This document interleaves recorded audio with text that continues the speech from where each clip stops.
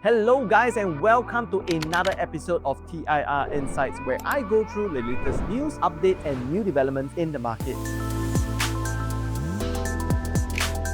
So I want to talk to you today about a very interesting topic about income and affordability, because I've heard a lot of you tell me that, hey, property prices now are so high. Will it be even within reach, right? Does it make sense for prices to continue climbing? So the good news is that we recently have some new data from SingStat, which I'm going to be going through with you in today's video. So we're going to answer this question today. Are prices really too high, or is it Singaporeans that are getting wealthier and wealthier? So first, we must understand property ownership in Singapore. When you look at the latest data from SingStat, we can see that roughly 20% of people in Singapore own a condominium and roughly around 5% actually own a landed home. And when we look at the income of these people in the top 20% bracket, we can see that the monthly household income for these people in this top 20% bracket is around $25,894,000, or if you want to round it up, about $26,000 as a household. Now do note that all these percentiles from the bottom 10% to the top 90%, the percentiles are based on median income. Now, I just want to put my view that this is quite a misleading guide, because we must ask ourselves this question: why not use the mean? Since mean is average, why are they using the median? So that's something to think about. So in my view, the mean is a more conservative number, because if SingStat were to put the mean, I do believe the number will be much higher. And when we analyze the median income by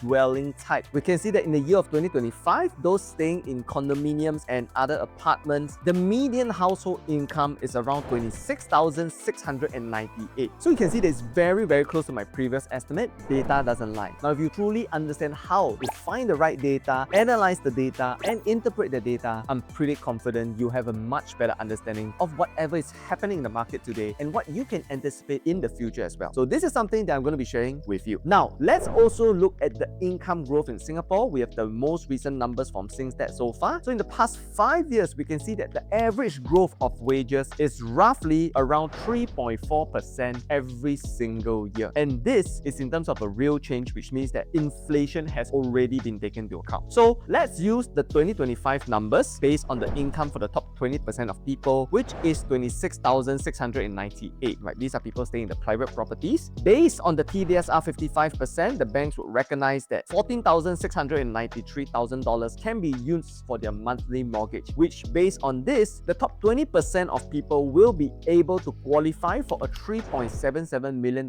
loan based on a 30 years tenure. Now, based on this 75% loan, if they have the amount for the down payment, their purchase could go up to $4.12 million. So let's look at the same demographic group, the top 20%, but now we've shortened the loan tenure to only 20 years, meaning to say that they are older. The loan qualifying now drops to $2.424 million, which means that if they have the amount for down payment based on the 75% loan, they would able to purchase up to $3.32 million.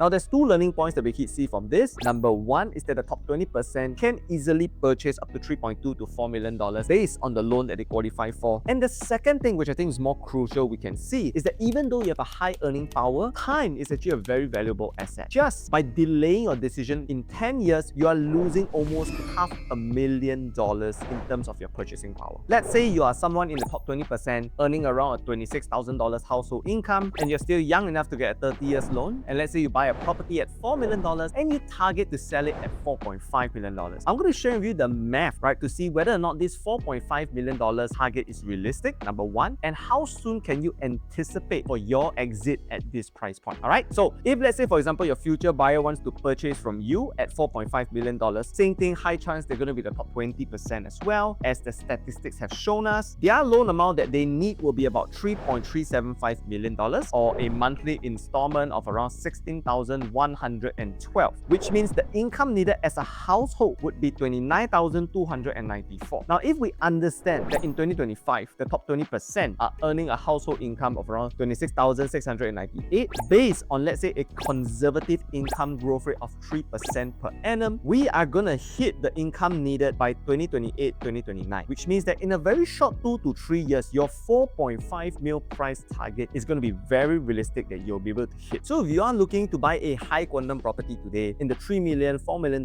range and you're feeling a little bit of jitters, I hope this gives you a little bit more confidence to understand that the demographic group that you're selling to can easily absorb the price point that you're looking at, as long as your property is a grade A property with attribute that buyers appreciate. Now, not only about income, but let's also look at the household balance sheet, right? The amount of funds that average Singaporeans have. So we can see that the Singapore household net worth has been steadily growing upwards over the years. In fact, the growth of the household net worth has actually been rising faster, especially in recent years. Now, the annualized change over the past 10 years in the household income net growth is about 7.6% per annum. Pretty impressive. But the annualized change over the past 5 years is 9.4%. So if you were to put your money in the right places, the annualized change over the past 5 years is higher at 9.4%. Now, I know what you might be thinking. Ian, you're talking about the top 20%. What about the rest of us? What about your average Singaporean? Well, let me break it down for you. So we must understand, in the recent article from SingStat, right, from the data that we have, the Singapore's median monthly household income crosses $12,000 for the very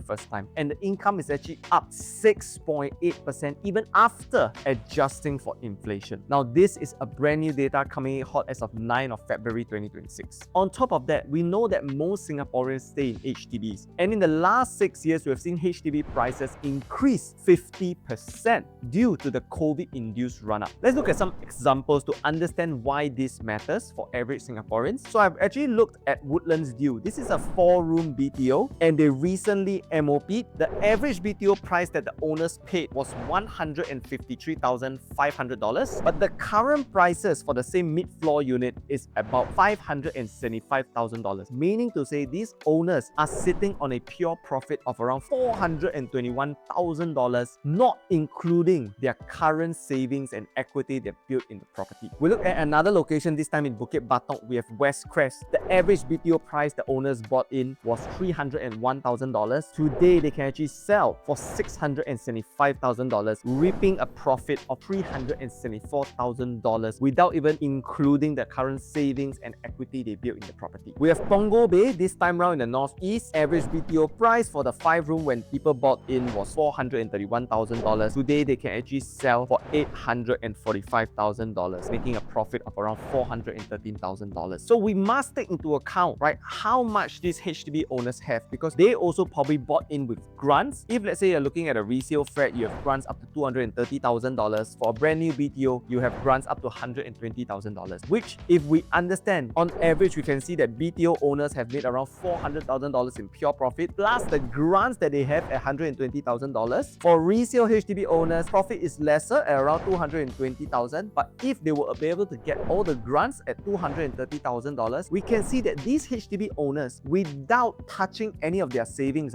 they already have an equity growth in their HDB of around $450,000 to $520,000. Now, let's break the math down even further. So based on 2025, we know that the median income for the average Singaporean is $12,446. Based on the 55% TDSR, that is $6,845, which the banks will allow you to pay your monthly mortgage. That means the loan that you qualify for if you are still younger, which is generally the demographic group of these HDB upgraders, is $1.433 million, which means that you will be able to purchase up to $1.91 million. If let's say, for example, you're slightly older, you delay the decision by 10 years, same thing, you only take a 20 years loan, now your loan drops to only $1.129 million, or an average purchase amount of around $1.5 million. Now, why does this matter? Let's take a look. If an average Singaporean staying in a HDB unlocks their profit of around $430,000, plus assuming, let's say, they have $100,000 in cash savings, $250,000 in CPF, the total funds that they have usable will be around $763,000, which means based on this and the loan that they qualify for, most likely they might be able to purchase upwards to even $2.5 million. So today, if you're an average Singaporean, you have a decent earning power, you are still young, right, below the age of 40, and you are still holding onto your BTO, I think it's time to think about it, because purchasing a condominium today is going to be the right move for you, because your exit audience today can already purchase up to a $2.5 million purchase. Which means that today, if we look at the entire private property market, we are looking from a low of around 2.5 to upwards to even $4 million.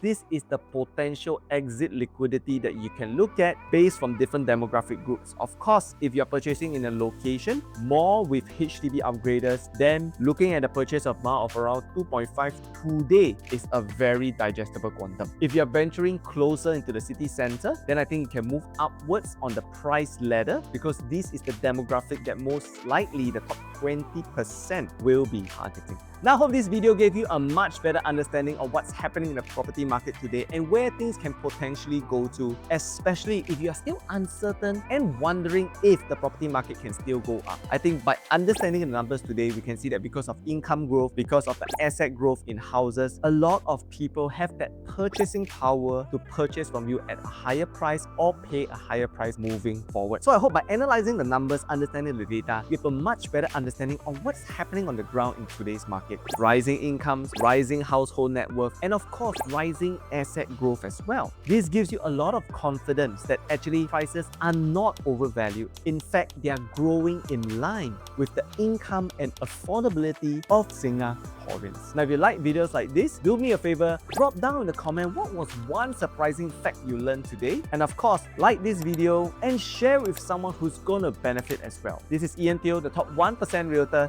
signing out.